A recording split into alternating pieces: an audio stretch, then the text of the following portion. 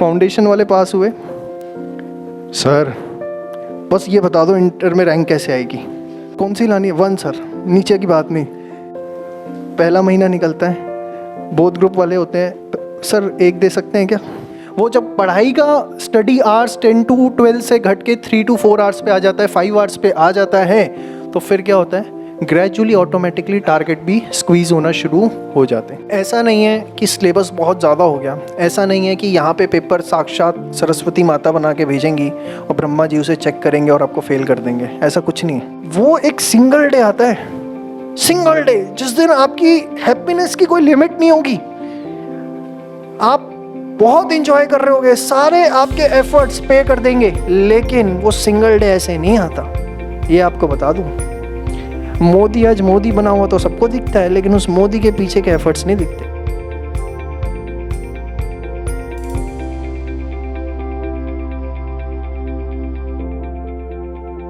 Yes, challenges in CA exams.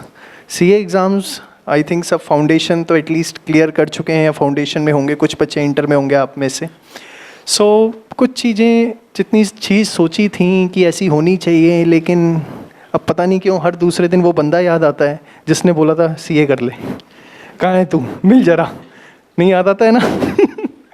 तो ऐसा क्या होने लग गया है कि वो जो एक मोटिवेशन था, जो एक फैक्टर था जिसकी वजह से we started with this course, day by day, मतलब होता ही है फाउंडेशन के बच्चों को। तो मैं ये कहता हूँ कि डे 1 आते हैं, कहते हैं सर 400 में से 400 लाएंगे। कितने? 400। मैं कोई नहीं लाया, हम लाएंगे ना। अच्छा, मैं उनकी शक्ल देखता हूँ। अगले दिन सर थोड़ा ज़्यादा हो गया था कल, 390 कर लेते हैं। हर दिन आएंगे 10-10 नंबर कम। 2 महीने आते आते सर 200 चलेगा। सेम वे फाउंडेशन वाले पास हुए? सर बस ये बता दो इंटर में रैंक कैसे आएगी? अच्छा, कौन सी लानी है? 1 सर, नीचे की बात नहीं। नहीं सर 1 लानी है, इससे नीचे नहीं। अच्छा, शुरू होती है, पहला महीना निकलता है, बोथ ग्रुप वाले होते हैं सर, 1 दे सकते हैं क्या? होता है। कितने बच्चे इंटर के? हाँ, फिर तो समझ रहे होंगे, बोथ ग्रुप शुरू किया होगा सबने, वहीं से शुरू किए होंगे बोथ ग्रुप। 1 महीने बाद एक ग्रुप पे आते हैं, फिर एक ग्रुप में क्या शुरू हुआ? नहीं यार, इसमें तो ना 400 में से कम 300 लेके आने। नहीं, 300 तो कहाँ, इज्जत का सवाल है अब तो यार, ये बोथ ग्रुप से एक ग्रुप पे आ गए, अब तो कम से कम 300 तो लाने पड़ेंगे। नहीं लाने पड़ेंगे। फिर क्या होता है? नहीं यार, कहाँ से 300? ये टैक्स का पेपर, कॉस्टिंग का पेपर है, दिमाग खराब है, आईसीआई का इतना सिलेबस डाल दिया है, इतना थोड़ा ना होता है। एग्जामिशन बहुत है, एग्जामिशन ले आएंगे तो एग्जामिशन कितना? 60 मार्क्स, तो 60 × 4 कितना हो गया? 240। अब 240, हाँ बहुत है, इतना भी इज्जत होती है 240 की। कौन सा रैंक आ जाएगी 300 लाने पे? Convincing factor. फिर क्या होता है? थोड़े दिन बाद, नहीं यार, पागल थोड़ी ना दुनिया 200 ही लाती है, क्या करना है एग्जामिशन लाके, है उस पर लिखा हुआ, तो ले दे के वो कहाँ पे आ जाता है टारगेट? 200। चाहे फाउंडेशन का बच्चा है, चाहे इंटर का बच्चा है, होता क्या है? With in next 2 months target कहाँ रखा होता है और कहाँ पे आ जाता है? यस और नो? गलत तो नहीं कह रहा कि नाश्ता नहीं मिला घर पे? थोड़ा तेज देखो, आईसीआई की बिल्डिंग बगल में है, जो बोलोगे ना सुनेंगे वो, इसलिए यहाँ सेमिनार रखा है, पता है? बगल में इसलिए रखा, बोले तो सुने तो सही, कम से कम सुनते नहीं हमारी, नहीं तो बोलो थोड़ा सा, उन्हें पता लगना चाहिए यहाँ बैठे हैं सीए के बच्चे। Got it? चलो, चाहे वो फाउंडेशन है, चाहे इंटर, और इवन इन फाइनल ट्रेनिंग शुरू होती है। नहीं हो गया जो फाउंडेशन इंटर में, फाइनल में भी होगा। नहीं, बोथ ग्रुप निकालेंगे चाहे कुछ हो जाए, फाइनल स्टेज है, कम से कम यहाँ तो ऑल इंडिया रैंक आनी चाहिए। उसके बाद नौकरी का सवाल है, इज्जत का सवाल है, रुतबे का सवाल है, पता नहीं क्या क्या चीज़ें दिमाग में आती हैं आखिरी के 6 महीने के अंदर। नहीं यार, 2 से ना 1 पे ही आ जाते हैं, फिर आखिरी के महीने में फाइनल में तो सबसे ज़्यादा होता है। नहीं फाइनल है यार, अटेम्प्ट छोड़ ही देता हूँ, अगली बार देता हूँ। तो हमें, अब मैं come to the main point with all this discussion, एक वो जो मोटिवेशन है ना, वो ज़िंदा रहना चाहिए। हर दिन मोटिवेशन से नहाना पड़ेगा, हर दिन मोटिवेशन से नहाना पड़ेगा। और मोटिवेशन से नहाने का मतलब क्या है? सिर्फ वो चीज़ जो आपने डे 1 सेट की थी, कहीं ना कहीं कुछ ना कुछ तो बेंचमार्क आपने अपनी स्टडीज़ का बनाया था। डे 1 जब आप बैठे थे ना, तो आपने कहा था नहीं यार, मैं ये चीज़ सेक्रीफाइस कर दूंगा, वो कर दूंगा, I will study for 10 to 12 hours in a day. Gradually reduce होते होते वो 3 to 4 आवर्स पे आ जाता है।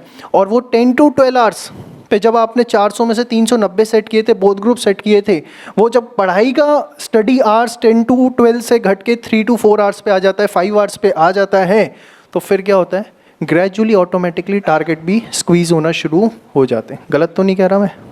देखो होता क्या, ऐसा नहीं है कि सिलेबस बहुत ज़्यादा हो गया, ऐसा नहीं है कि यहाँ पे पेपर साक्षात सरस्वती माता बना के भेजेंगी और ब्रह्मा जी उसे चेक करेंगे और आपको फेल कर देंगे, ऐसा कुछ नहीं है।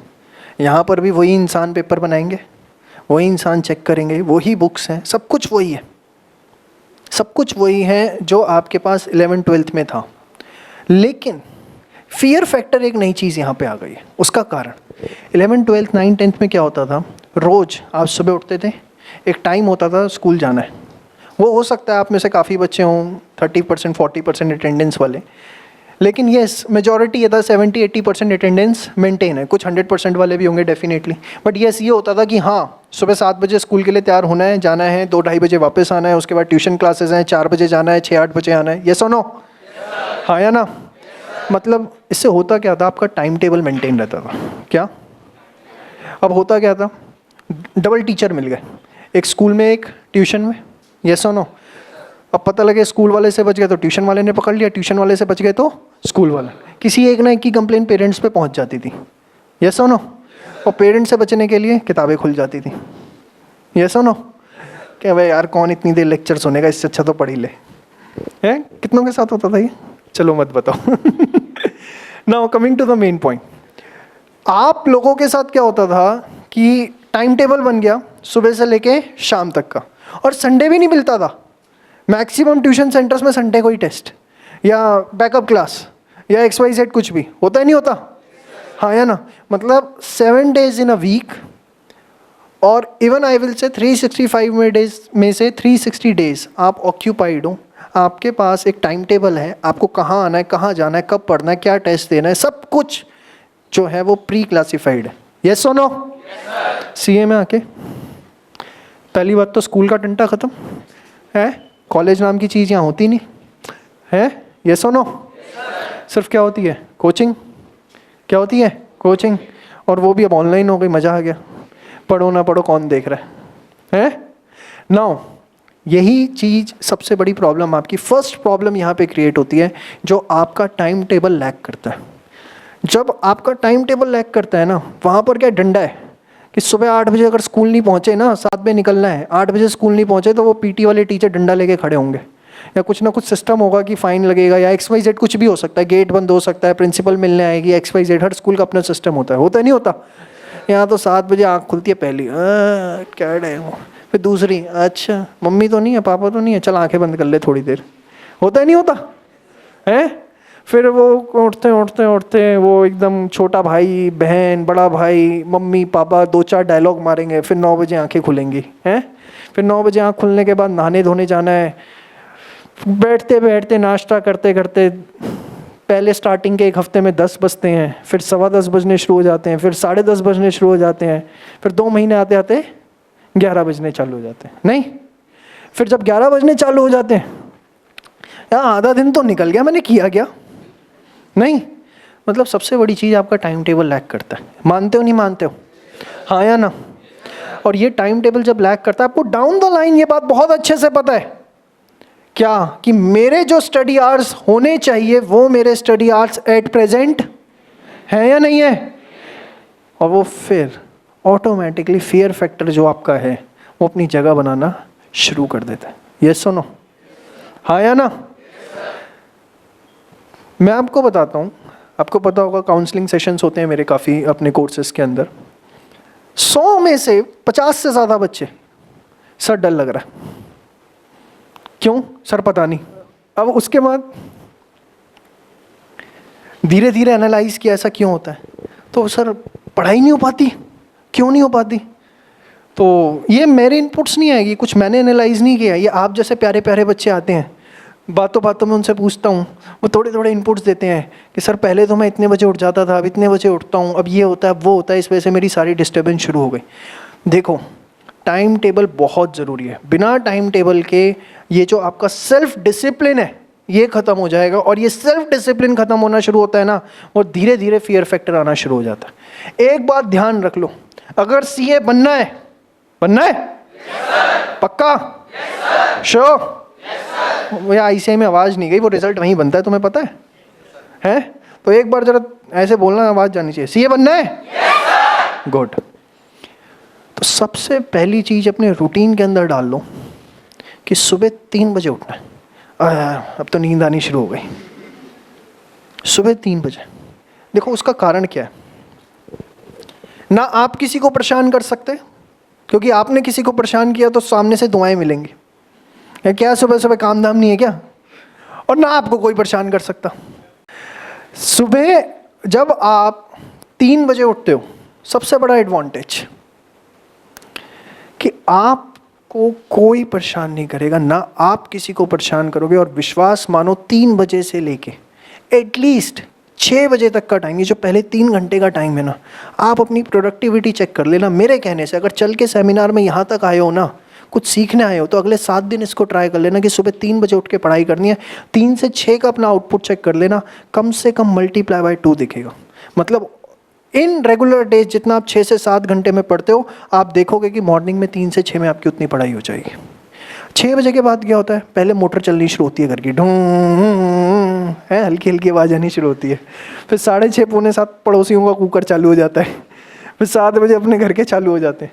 आप देखोगे 6 बजे के बाद धीरे धीरे प्रोडक्टिविटी का लेवल कम होना शुरू हो जाएगा। फिर थ्रू आउट द डे वो डिस्टर्बेंस मेंटेन रहती है। शाम को आप देखोगे जनरली 6 बजे घर में पेरेंट्स आना शुरू हो जाते हैं, भाई बहन आने शुरू हो जाते हैं, सीरियल फेवरेट आने शुरू हो जाते हैं, कुछ ना कुछ मूवमेंट घर में बढ़ जाती है 6 बजे के आसपास। ये सुनो, फिर आप देखोगे शाम को 6 बजे से लेके 8:30-9 बजे तक आपकी प्रोडक्टिविटी होती है। आप कभी चेक कर लेना, आपको लगता होगा आप उस समय बैठ के पढ़ रहे हो, लेकिन आपकी जो कैपेसिटी है ना, आप देखोगे सिर्फ 20 या 30% पे आप ऑपरेट कर रहे हो। आप किताब लेके अभी पहली लाइन पढ़ी, एज पर section 32 of income tax act depreciation, टन टन, चलो भैया गेट खोल के आइयो, होता है नहीं होता? आप चेक कर लो। सबसे पहली चीज जो आपको निकालनी है ढूंढ करके, वो टाइम स्लॉट जिसमें आप कंसंट्रेशन के साथ पढ़ सको। कुछ बच्चे लाइब्रेरी ढूंढते हैं, अच्छी चीज़ें जाना चाहिए, बट मैं सच बोलूं, लाइब्रेरी का भी क्या होता है, 100 में से शायद 10 या 15 बच्चे होते हैं जो उसे यूज़ करते हैं। 85 क्या करते हैं? अपना कम्युनिटी बिल्ड करते हैं वहाँ जाके, ग्रुप सर्कल, नहीं लाइब्रेरी ग्रुप। और कितना हो गया? कहाँ से क्लास ले रहा है? बढ़िया पढ़ाता है? डाउट वाउट लेता नहीं लेता है? टेस्ट होते नहीं होते? यार तुम क्या एंकर बन रहे हो? सीए बनना है? क्या माइक उठा लो, टीचरों के इंटरव्यू ले लो, ज़्यादा बेटर है। फिर आप एक चीज़ समझो, ये लाइब्रेरी होगी तभी पढ़ाई होगी, एक अलग से कमरा होगा तभी पढ़ाई होगी, ऐसा नाम की कोई चीज़ नहीं होती। अगर आपको पढ़ना है ना, तो आप अपने घर का माहौल देख करके, ऑब्जर्व करके वो टाइम निकाल लोगे जब आप पढ़ाई करना चाहते हो। आप समझ गए नहीं समझे? आपको ये चीज़ मेक श्योर कर, देखो एक चीज़ समझो, जब रिजल्ट आता है ना, कोई आपसे ये नहीं पूछता कि क्या किया, पढ़ाई की या मस्ती की, सिर्फ एक चीज पूछता है, रिजल्ट क्या आया? रिजल्ट क्या आया? यस और नो? कुछ गलत तो नहीं कह रहा? अब उस दिन जिनके फोन उठ रहे होते हैं, सब समझ में आ जाता है कि इसका रिजल्ट क्या है। अभी सीए फाइनल का रिजल्ट आया, सुबह नहा के निकला, टक टक टक टक टक टक फोन बजे हुए, जिन जिन के बजे हुए समझ गया सारे सीए बन गए। नहीं? यस और नो?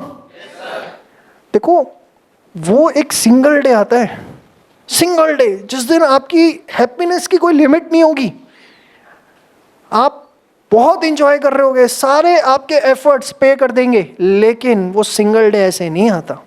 ये आपको बता दूं, मोदी आज मोदी बना हुआ तो सबको दिखता है, लेकिन उस मोदी के पीछे के एफर्ट्स नहीं दिखते। Not even only talking about Modi ji, anyone, कोई भी आपको हाइट्स पे आज दिख रहा है, कोई भी व्यक्ति आपको आज हाइट्स पे दिख रहा है, तो आपको दिखता तो है कि वो वहाँ पहुँच गया, लेकिन उसके पीछे के जो साइलेंट एफर्ट्स होते हैं ना, वो किसी को भी नहीं दिखते।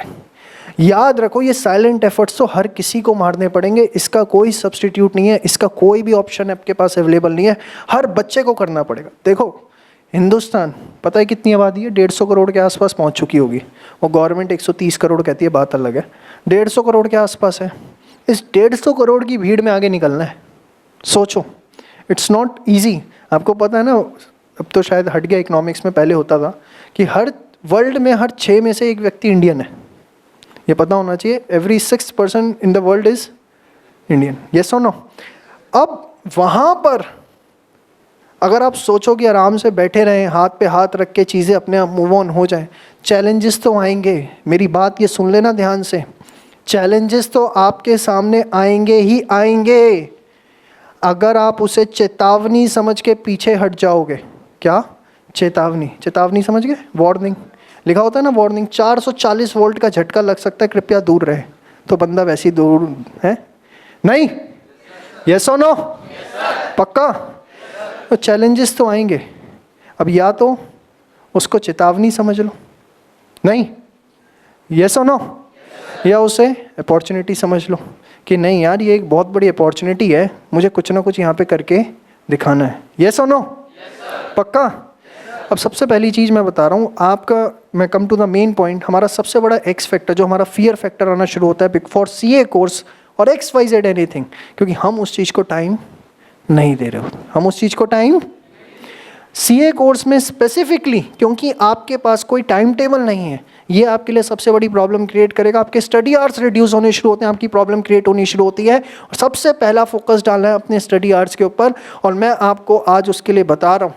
देखो एक ऑल्टरनेटिव वे आउट ये भी बहुत अच्छा है, जिसको मैं मानता हूँ कि ठीक है, कि अगर आप रात को 11 बजे से सुबह 6 बजे तक पढ़ते हैं, अब दिन में सो कोई फ़र्क नहीं पड़ता, लेकिन पढ़ाई का एक ऐसा समय जहां आपकी ज़ीरो डिस्टर्बेंस है, वो आपको चाहिए ही चाहिए।